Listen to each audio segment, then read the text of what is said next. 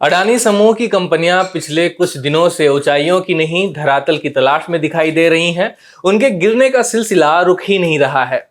जनता ने भरोसा करके जिन सरकारी कंपनियों में अपने पैसे डाले हैं, अब उनके डूबने को लेकर भी सवाल उठ रहे हैं। अडानी समूह के शेयरों में गिरावट इतनी भयावह है कि अब सेबी, आरबीआई और विपक्ष की नींद भी टूटती नजर आ रही है। इस पूरे मामले ने अब राजनीतिक तूल पकड़ना शुरू कर दिया है। आम जनता की गाढ़ी कमाई को सुरक्षित रखने की मांग करते हुए विपक्ष इस मसले पर संसद में बहस करना चाहता है, लेकिन सबसे बड़ा सवाल यह बना हुआ है कि क्या मोदी सरकार आम जनता के पैसों को डूबने से बचाने के लिए कोई कदम उठाएगी या नहीं। इस वीडियो में हम जानेंगे कि आज यानी गुरुवार को इस मामले में अब तक क्या अपडेट सामने आए हैं और किस तरीके से विपक्षी दल एकजुट तरीके से हिंडनबर्ग रिपोर्ट को लेकर मोदी सरकार को घेरने की कोशिश में जुट गए हैं। और आरबीआई और सेबी ने अब तक अडानी समूह पर लगे दुनिया के सबसे बड़े कॉर्पोरेट फ्रॉड के आरोपों पर क्या एक्शन लिया है। वीडियो में आगे बढ़ें उससे पहले आपसे अपील है कि इस वीडियो को लाइक करें और इसे ज्यादा से ज्यादा लोगों के साथ में शेयर करें।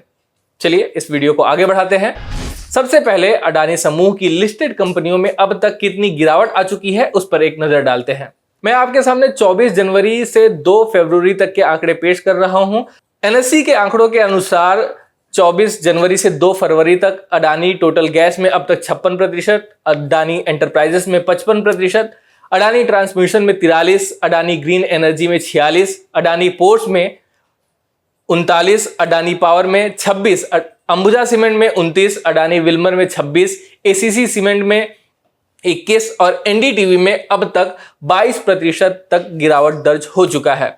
बुधवार को अडानी समूह ने अपने शेयरों में गिरावट को रोकने के लिए कॉर्पोरेट्स और विदेशी निवेशकों द्वारा बड़े पैमाने पर समर्थन मिलने के बाद भी अपने 20,000 करोड़ रुपए के फॉलो ऑन पब्लिक ऑफर यानी एफपीओ को रद्द करने की घोषणा की। उम्मीद थी कि शायद आज शेयरों में गिरावट जो है वो रुक जाए, लेकिन अडानी समूह को कोई राहत नहीं मिला। आम लोग अडानी समूह की कंपनियों के अपने शेयर धड़ाधड़ बेच रहे हैं। एफआईआई यानी फॉरेन इंस्टीट्यूशनल इन्वेस्टर्स भी अपनी अडानी समूह की कंपनियों के शेयर बेचना शुरू कर चुके हैं।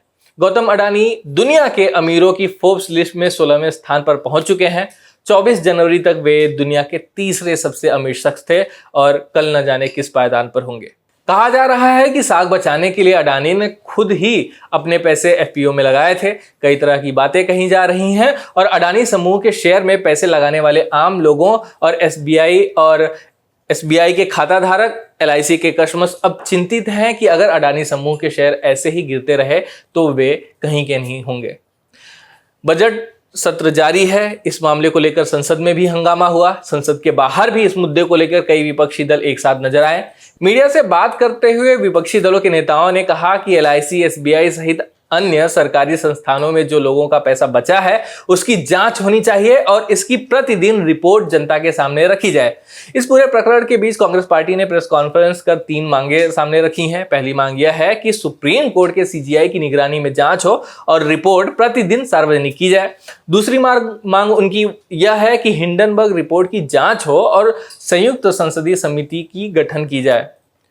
वहीं तीसरी मांग कांग्रेस पार्टी का यह है कि एसबीआई व अन्य राष्ट्रीय बैंकों के अडानी ग्रुप में निवेश की संसद में गहन चर्चा हो। विपक्षी दल सरकार की चुप्पी पर भी लगातार सवाल उठा रहे हैं। एक ओर विदेशों से कई खुलासे हो रहे हैं तो दूसरी ओर सेबी की भूमिका को लेकर भी विपक्षी दल सवाल उठा रहे हैं। न्यूज एजेंसी रॉयटर्स ने सूत्रों के हवाले से अपनी रिपोर्ट में कहा है कि आरबीआई ने देश के बैंकों से अडानी ग्रुप की कंपनियों को दिए गए कर्ज की जानकारी मांगी है। वहीं एक खबर यह भी है कि सेबी भी अब अडानी ग्रुप के शेयरों की गिरावट की जांच कर रहा है। देश में हो रहे जांच से क्या सामने आएगा पता नहीं। वहीं अगर विदेशों की बात की जाए तो वहां अडानी समूह के लिए मुश्किलें बढ़ना शुरू हो गई हैं। सिटी बैंक ग्रुप के वेल्थ डिपार्टमेंट ने मार्जिन ऋण के लिए गौतम अडानी की फर्मों के समूह के सिक्योरिटीज को स्वीकार करना बंद कर दिया है। सिक्योरिटीज वो होती हैं जो कंपनी अपने शेयर को उस बैंक में गिरवी रखकर और लोन देती है और लोन के उस पैसे को शेयर मार्केट में निवेश करती है। सिटी बैंक के वेल्थ ग्रुप का अडानी की सिक्योरिटीज को लेने से मना करना अडानी समूह के लिए बहुत बड़ा झटका है।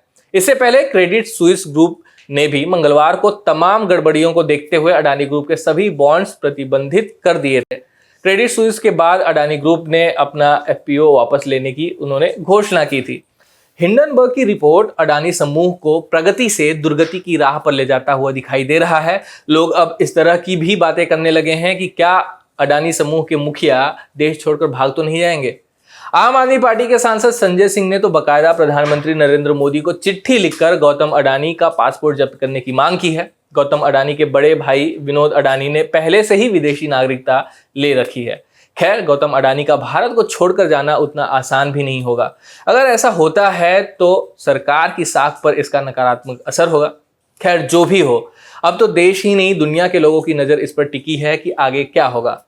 फिलहाल यह वीडियो यहीं समाप्त होता है। आप अपनी राय कमेंट बॉक्स में जरूर लिखें। धन्यवाद। अब खबरें पाइए सबसे पहले हमारे मोबाइल न्यूज एप्लीकेशन पर। एंड्रॉइड या iOS प्लेटफॉर्म पर जाइए, HW न्यूज नेटवर्क को सर्च कीजिए, डाउनलोड कीजिए और अपनी सुविधानुसार भाषा का चयन कीजिए। खबरों की भीड़ में अपने काम की खबर पाते रहिए।